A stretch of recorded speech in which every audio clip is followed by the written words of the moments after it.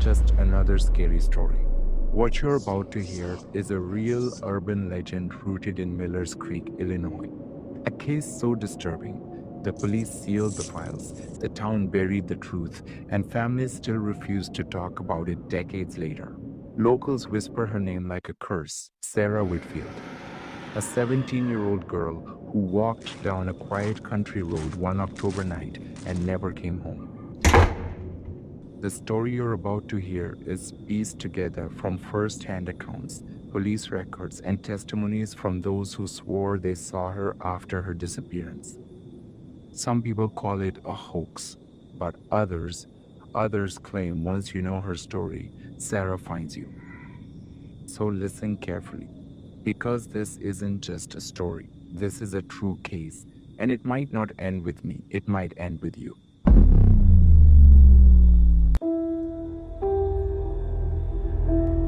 You ever hear about Sarah Whitfield? 17 years old, blonde hair, the kind of girl small town Illinois bragged about in the local paper. Straight A's, cheerleader, homecoming dress already picked out. People said she was going places, that she'd be the one to finally escape Miller's Creek and make a life beyond the endless cornfields. But on a cold October night, Sarah walked down that cracked two-lane road and never made it home. Some folks whispered she ran away, others swore they saw her, pale and silent, standing on the shoulder with her thumb out, waiting for a ride. And here's the part the legend always keeps the same. If you stop, if you roll your window down, Sarah doesn't just disappear, she gets in. And once she's inside, she never leaves. Before she vanished, Sarah confided in her best friend Kelly. She told her, "If anything happens to me, don't believe it was an accident." Kelly begged her to explain, but Sarah just shook her head. Days later, her backpack and sneakers were found abandoned near Miller's Creek Road, laces untied, like she had stepped right out of them.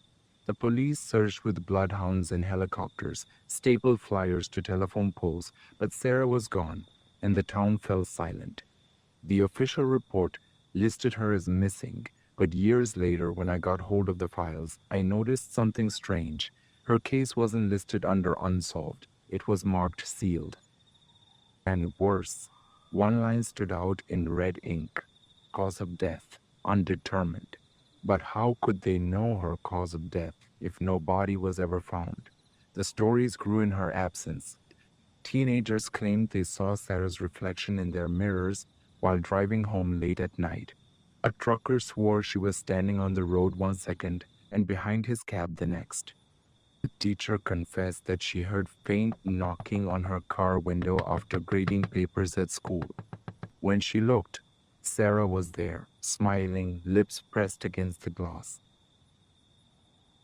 Each person who claimed to see her either moved away, or worse, they stopped showing up altogether. It was as if Sarah was choosing people, attaching herself to them. I wanted answers, so one night I drove down Miller's Creek myself. The road was darker than I imagined, the woods pressing close on either side, branches arching low like hands ready to pull me in. My headlights carved a thin line through the mist, and the further I drove, the colder it became, until I could see my breath fogging the windshield. Then I saw it, an old fence post leaning crooked in the ditch, and carved into the wood were two letters, SW. I swear the moment I touched it, I felt the air shift. The next day, I asked locals what they believed. Some said Sarah had been seen climbing into a black sedan the night she vanished, though nobody could ever name the driver. That it wasn't a man at all, that something else had lured her away.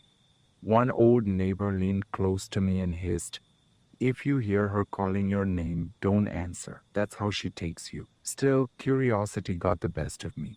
I returned at midnight, this time alone. My tires crunched over gravel, the radio snapped into static, and the dashboard clock froze at 3:17 a.m., the exact time Sarah had disappeared. I gripped the wheel tighter when I felt it, the sudden weight in the back seat. My hands shook as I lifted my eyes to the rearview mirror. and she was there. Sarah, wet hair clinging to her face, pale lips moving, eyes wide and locked on mine. I slammed the brakes, spun around. Nothing. The back seat was empty, but the passenger door hanging slightly open. I should have left it there. I should have forgotten her. But instead, I dug deeper. In the sealed police files, I found more inconsistencies. Witness statements crossed out. A teacher's name mentioned, then blacked out with thick marker. The whispers were true. Sarah had gone to someone for help, someone older, someone trusted, and the town had covered it up. They let Sarah vanish because facing the truth would have meant tearing their perfect little world apart. But Sarah hadn't gone quietly. Her story didn't end the night she disappeared. It just changed. She became something the town couldn't bury. The night I left Miller's Creek, I heard it again. 3 sharp knocks, this time not on glass, from the trunk of my car. And since that night, nothing has been normal. My phone alarm rings every single night at 3:17 a.m., though I never said it. Muddy footprints appear on my porch. They lead straight to my bedroom window and stop there. Last week, I woke up frozen in place, a crushing weight pressing me down. The corner of my eye, a figure leaned over me, long hair dripping onto my pillow, icy breath against my cheek, and in the faintest whisper, a girl's voice breathed my name. When I finally jerked awake, the window was wide open, curtains swaying though the night outside was still. I tried ignoring it. I even tried leaving town. But the truth is, Sarah isn't bound to Miller's Creek anymore. She attaches herself to those who chase her story. She follows the curious. She follows the listeners. And now she's here. Because she isn't just an urban legend. She's the girl who was betrayed, silenced, buried under lies, and she won't rest until she's found. And if you're hearing this right now, she's standing behind you.